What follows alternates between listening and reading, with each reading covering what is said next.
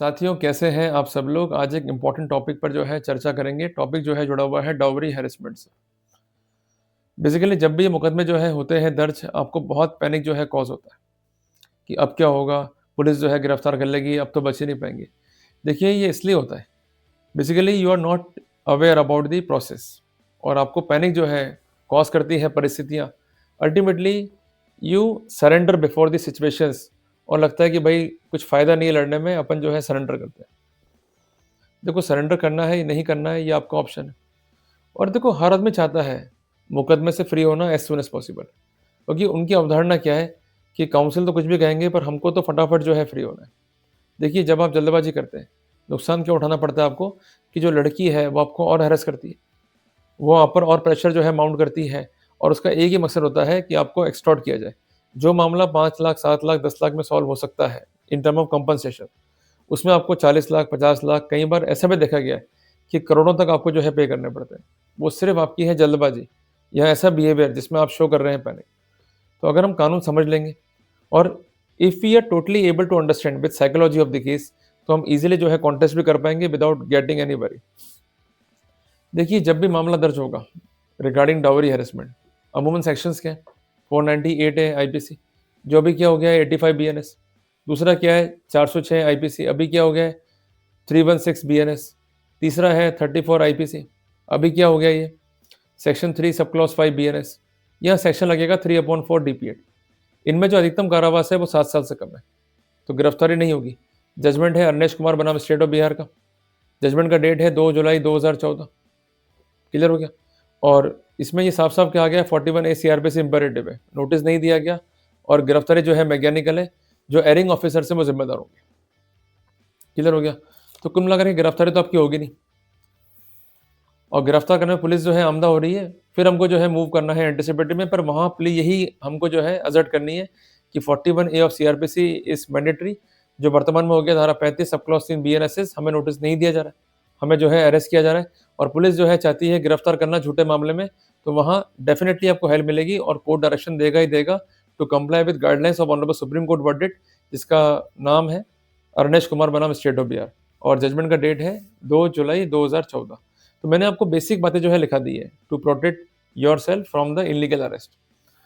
अब इस तरह का मामला हो गया है तो क्या करेंगे? एक महत्वपूर्ण फैसला है कलकत्ता हाई कोर्ट का जिसका डेट है 26/2/26। इसको जो है अपन समझते हैं। भाई केस हुआ हस्बैंड पे और उसके पेरेंट्स पे। कहना ये था वाइफ का कि शादी हुई, बच्चा हो गया और ये लोग जो है मुझे परेशान करते हैं फॉर डाउरी। तो कुल मिला करके उसने एक एफआईआर जो है दर्ज कराई in the category of dowry harassment. Police ने जो है चार्जशीट किया कंसर्न्ड हस्बैंड को और उसके पेरेंट्स को। इन्होंने जो है डिस्चार्ज मूव किया। फाइनली ये लोग गए before court of revision, success नहीं मिली, फिर ये मैटर आया हाई कोर्ट में। कुछ इंपॉर्टेंट कंडीशन जो है रखे गए। सबसे पहला कंडीशन था कि मैरिज जो है सर्वाइव की हुई है for a long term. In the meanwhile there is no complaint, तो ये इंडिकेटिव है कि कोई हेरसमेंट था ही नहीं। अब चूंकि अलग हो गए ये लोग, तो आफ्टर थॉट जो है वर्जन है और वकील साहब से परामर्श करके झूठी रिपोर्ट जो है लिखाई गई है। तो ये प्रोसीडिंग्स जो है अब्यूज ऑफ प्रोसेस है। तो यहाँ पर एक प्लस पॉइंट जो है मिलता है, क्योंकि अगर रिपोर्ट में जो है देरी है, इसका स्पष्टीकरण नहीं है, तो इसका नुकसान जो है खाना पड़ेगा परिवादियों को। और इसके अलावा कोई भी कंप्लेंट जो है दर्ज नहीं कराई गई है एट दैट टाइम, क्योंकि जो कंसर्न पक्षकार हैं उनके बीच में थे आपसी मनभेद, जिसका मूल कारण क्या है कि डिस्प्यूट कुछ और था, बना कुछ और दिया गया और फाइनली जो वर्तमान केस है it is filed just to mount a pressure, जिसका अल्टीमेट ऑब्जेक्ट क्या है एक्सटॉर्शन करना। तो ये भी एक इंपॉर्टेंट जो है पर्सपेक्टिव है। इसके अलावा ये भी पॉइंट जो है रखा गया कि कोई भी स्पेसिफिक रोल जो है एट्रीब्यूट नहीं किया गया है to the mother in law and father in law, और कोई भी इनका स्पेसिफिक रोल नहीं है चार्जशीट में। और एम्पल जजमेंट है ऑनरेबल सुप्रीम कोर्ट के, जहाँ कहा गया it has become a daily grant to implicate the in laws. और इस कॉन्टेक्स्ट में महत्वपूर्ण फैसला है ऑनरेबल सुप्रीम कोर्ट का प्रीति गुप्ता बनाम स्टेट ऑफ झारखंड का, जिसका साइटेशन है 2010 वॉल्यूम 7 एससीसी पेज नंबर 667, जहाँ पर प्रिंसिपल्स जो है लेट डाउन किए गए। तो कोर्ट ने कुल मिला करके क्वेश्चन कर दिया एफआईआर को, ये मानते हुए कि एलिगेशंस जो है जनरल है, अनस्पेसिफिक है और इसके अलावा कंप्लेंट में जो है देरी है और लंबे टाइम तक जो है मैरिज चली है और इस बीच कोई रिपोर्ट जो है नहीं लिखाई गई है। All scenarios are fatal. तो कुल मिला करके हम 3 बातें जो हैं समझते हैं इस फैसले से। सबसे पहली बात कि जब भी रिपोर्ट हो पैनिक नहीं होना है, आप गिरफ्तार जो है नहीं होंगे।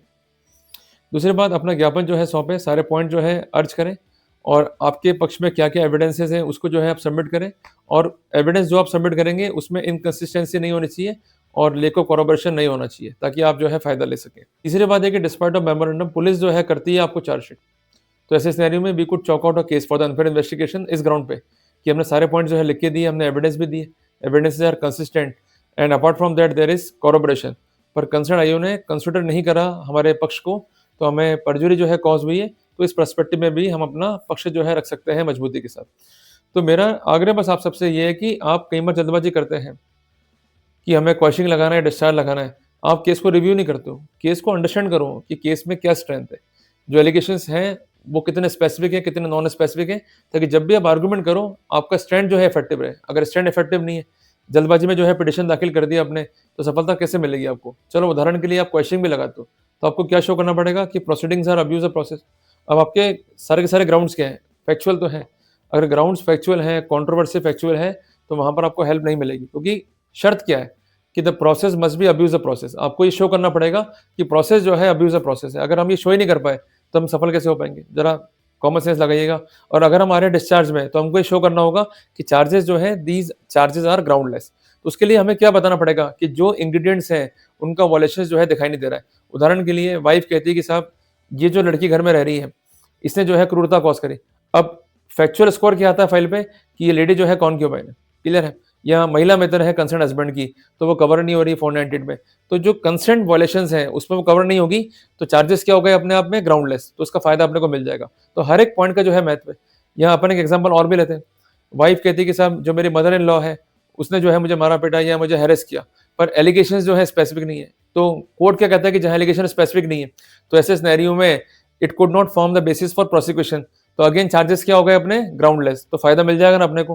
तो इसलिए जब भी केस को पढ़ो, तो जो गाइडलाइंस है उनको देख लो, उनके लीगल प्रिंसिपल्स क्या है उसके लाइट में जो है केस को देख लो, उसके बाद जो है प्रोसीड करो। इसलिए बहुत बड़ा महत्व है रिव्यू का। हम लोग क्या करते हैं, रिव्यू करते नहीं है, डायरेक्टली जाते हैं काउंसिल के पास में कि साहब डिस्चार्ज लगा दें या क्वेश्चन लगाते हैं, वो भी केस को जो है एंगेज कर लेते हैं। अल्टीमेटली नुकसान जो है आपको खाना पड़ता है।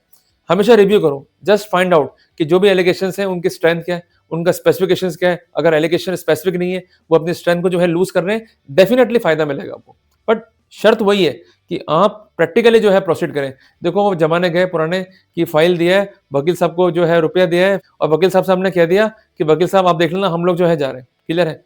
देखो आज के टाइम में हम लोग पढ़े लिखे हैं, हम खुद कानून जो है जानेंगे, तो अपना केस जो है प्रॉपर्ली प्रोसीड कर पाएंगे। आप जाइए काउंसिल के पास में, हेल्प लीजिए, पर वहां जाने से पहले केस को रिव्यू कीजिए कि केस में क्या स्ट्रेंथ है, क्या स्पेसिफिकेशंस ऑफ एलिगेशन है। अगर स्ट्रेंथ नहीं है, एलिगेशन स्पेसिफिक नहीं है, तो वहां पर हम बेनिफिट भी जो है ले पाएंगे। सिर्फ एक समझ आपको बचा सकती है और आपकी एक गलती आपको डुबो सकती है। इसलिए सब कुछ डिपेंड है आपके ऊपर कि इन विच मैनर यू प्रोसीड। अगर आपका अप्रोच ही ऑर्थोडॉक्स है या आपका अप्रोच क्या है नॉन प्रोफेशनल, तो आप सक्सीड नहीं हो पाओगे। डिस्पाइट ऑफ दैट आपने एलिगेशंस पे काम कर रखा है। मैं आपको लाइन से केसेस गिनवा दूंगा जहां लड़के सक्सीड हुए। तो लड़कियां ताकतवर नहीं है, वो ताकतवर क्यों बनती है? सिर्फ कमजोरी से आपकी, कि आपका पैटर्न क्या है, अनऑर्गेनाइज अनस्ट्रक्चर्ड। अगर आपका पैटर्न आपने सही कर लिया, अगर आपका सबमिशन जो है प्रॉपर तरीके से आप दे रहे हो, आप सारे पॉइंट को जो है क्लियर करते हुए चल रहे हो, आप सक्सीड हो जाओगे। इसलिए खुद से मेहनत करनी है केस पे, वकील पे डिपेंड नहीं रहना है। खुद से मेहनत कर ली, फिर जो वकील एक्सपर्ट है उनका हम साथ लेंगे just to make the proper submissions, ताकि हम इफेक्टिवली अपना केस जो है पुटअप कर सकें और हमें राहत जो है मिल सके। अदरवाइज क्या होगा, जनरल आप पुटअप करोगे, राहत मिलेगी नहीं, फिर आप कोसोगे सिस्टम को कि सिस्टम में लड़के हार जाते हैं, लड़कियां जो है जीत जाती है। ये मत करो, be practical in your approach. Clear हो गया? तो यहाँ जो पॉइंट्स है इस पर जो है अपने को ध्यान देना है। और अगर आप हैं मदर इन लॉ की ओर से या फादर इन लॉ की ओर से, क्लियर है, तो इन पॉइंट्स को रखते हुए आप राहत जो है ले सकते हैं। तो इसलिए जो ये जजमेंट है कलकत्ता हाईकोर्ट का, ये काफी महत्वपूर्ण है। और इसके अलावा जजमेंट जो है ऑनरेबल सुप्रीम कोर्ट का, ये काफी महत्वपूर्ण है, खासकर उन केसेस में जहां पर कंसेंट जो पक्षकार है वो मदर इन लॉ है या फादर इन लॉ है या दोनों है। तो उनके कॉन्टेक्स्ट में अगर हम ये पॉइंट देख लें और इस तरह के पॉइंट के लाइट में हम सबमिशंस दे दें और वो कंसीडर नहीं करें, despite of that we are going to be chargesheeted, तो वहां पर हम इनकी लाइट में जो है प्रोसीड कर सकते हैं। पर यकीन मानिएगा, अगर आपका मेमोरेंडम जो है प्रॉपर है, आपने सारे पॉइंट जो है कवर कर लिए, तो पुलिस जो है अधिकांश ड्रॉप कर ही देती है। उनको रिक्वायरमेंट क्या है कि आप कुछ कहें, क्योंकि आप कहते नहीं है तो लड़की पक्ष जो है मजबूत हो जाता है। अगर आप कहेंगे और आपका कहना जो है लॉफुल है, आपने हर एक बात को लिखित में दिया है, तो वहां डेफिनेटली फायदा मिलेगा ही मिलेगा। आपको ये कहा जा सकता है कि डिफेंस अपना आउट हो जाएगा, अभी चुपचाप बैठते हैं, चुपचाप नहीं बैठना है।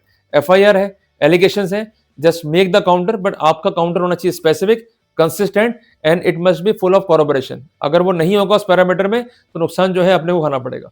तो मैंने आपको स्टेप्स जो है क्लियर कर दिए। Now it depends upon you कि प्रोसीड जो है करना कैसे, कि पुराना पैटर्न जो है फॉलो करना है कि हम नया पैटर्न जो है फॉलो करेंगे। जल्दी मिलेंगे एक नए टॉपिक के साथ।